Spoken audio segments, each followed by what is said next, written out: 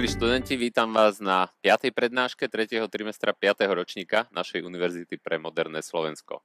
Hovoríme o 25 rokoch skúseností z transformácie, postkomunistickej transformácie a dnes budeme hovoriť o Gruzínsku.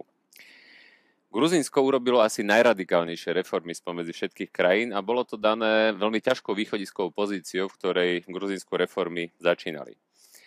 Reformy v Gruzínsku začali po tzv. Ružovej revolúcii, ktorá zvíťazila v roku 2003 a po nej od roku 2004 sa novým prezidentom stal mladý v Amerike vyštudovaný právnik Michal Saakašvili. Tento viedol Gruzínsko ako prezident od roku 2004 do roku 2013 a práve pod jeho vedením Gruzínsko spravilo asi najradikálnejšie reformy spomedzi všetkých krajín postkomunistických. Do Ružovej revolúcie bola situácia v krajine naozaj zúfalá. Po páde komunizmu zažilo Gruzínsko najväčší prepad ekonomiky spomedzi všetkých krajín, kedy medzi rokmi 90 a 94 sa hrubý domáci produkt prepadol až o 77%. Vláda nekontrolovala 3 provincie, ktoré zaberali asi 20% územia krajiny. Všade prítomná bola korupcia, kriminalita, zásobovanie elektrickou energiou bolo nepravidelné a nespoľahlivé. Asi 200 000 ľudí bolo vyhnaných z ich domovov a cesty boli rozbité, verejný sektor bol úplne nefunkčný. Naviac, aj po tejto revolúcii, keď sa reformy začali, bola tá situácia veľmi ťažká, pretože napríklad v roku 2006 uvalilo Rusko obchodné sankcie na Gruzínsko, pričom Rusko bolo najväčším a najdôležitejším obchodným partnerom Gruzínska. Naviac, v roku 2008 vypukla rusko-gruzínska vojna, ktorá trvala síce len 5 dní, ale znamenala stratu ďalších území, znamenala ďalšie 100 000 ľudí vyhnaných z domova a znamenala aj obete na ľudských životoch. Napriek týmto ťažkým podmienkam Gruzínsko robilo svoje reformy. A vláda pod vedením Saakašviliho sa riadila práve tým pravidlom, že o čo ťažšie sú východiskové podmienky a navyše aj vojna, o to razantnejšie, radikálnejšie musia byť reformy, aby priniesli svoje výsledky. Princípy, na ktorých tieto reformy stáli, boli podobné ako princípy v ostatných úspešných reformných krajinách, čiže bola to liberalizácia, deregulácia, privatizácia, malý efektívny štát, zvýšenie miery ekonomickej slobody, boj proti korupcii a za zvýšenie vymožiteľnosti práva. Gruzínsko robilo veľmi veľa reforiem, spomeniem tie, ktoré sú najzaujímavejšie. Jedna z najskorumpovanejších inštitúcií v Gruzínsku predtým bola polícia. Gruzínska vláda, nový prezident sa rozhodli urobiť naozaj radikálnu reformu a zo dňa na deň prepustili všetkých 30 000 policajtov, aby potom v priebehu niekoľkých týždňov cez konkurzy najali nových. Len veľmi málo z tých prepustených bolo znovu prijatých do policajného zboru. Novým policajtom boli zvýšené platy a bol nastavený veľmi prísny mechanizmus ich kontroly, ale aj prípadnej výmeny. Bola zriadená silná inšpekcia, ktorá kontroluje ich činnosť.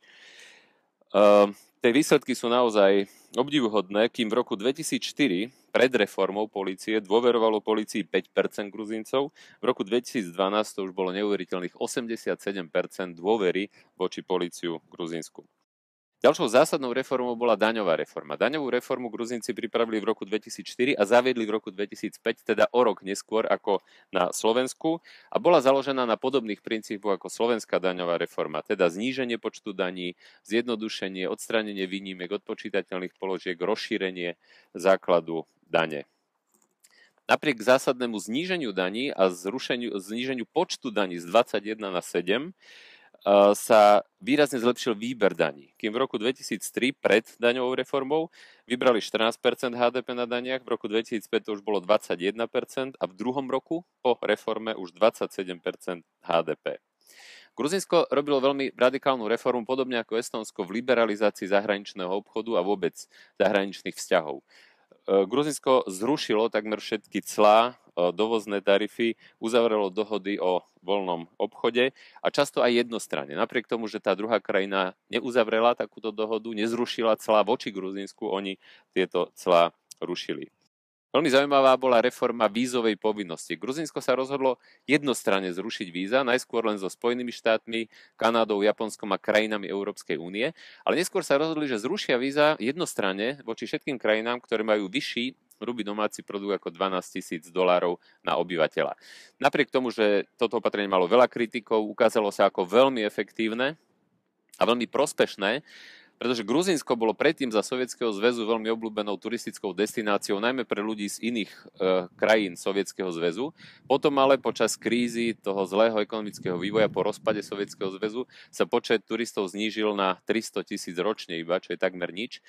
Po týchto reformách, po zrušení víz v roku 2012, to už bolo 5,4 milióna turistov a počet turistov z iných krajín rastol o 40% ročne.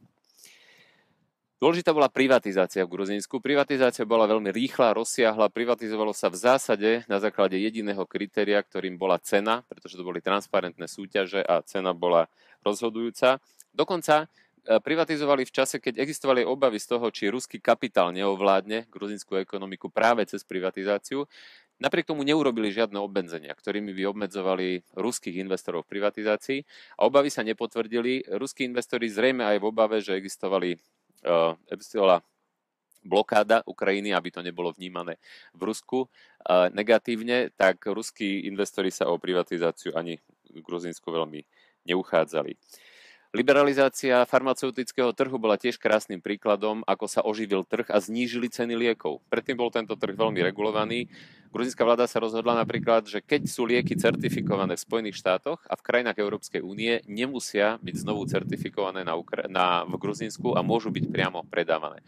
Otvoril sa farmaceutický trh, uvoľnili sa podmienky zriaďovania lekární, zvýšila sa miera konkurencie a výrazne to znížilo cenu liekov.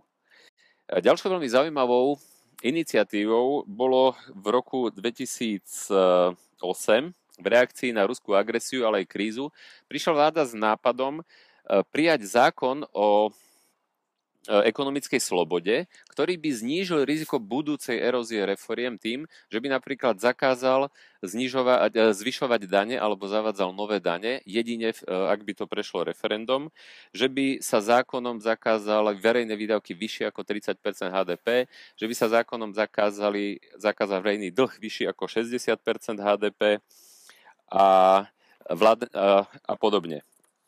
Tento zákon bol dokonca kritizovaný aj zo strany medzinárodných finančných inštitúcií, ako Medzinárodný menový fond, Svetová banka. Napokon prešiel, ale v trochu oklieštenej podobe a s účinnosťou od roku 2014.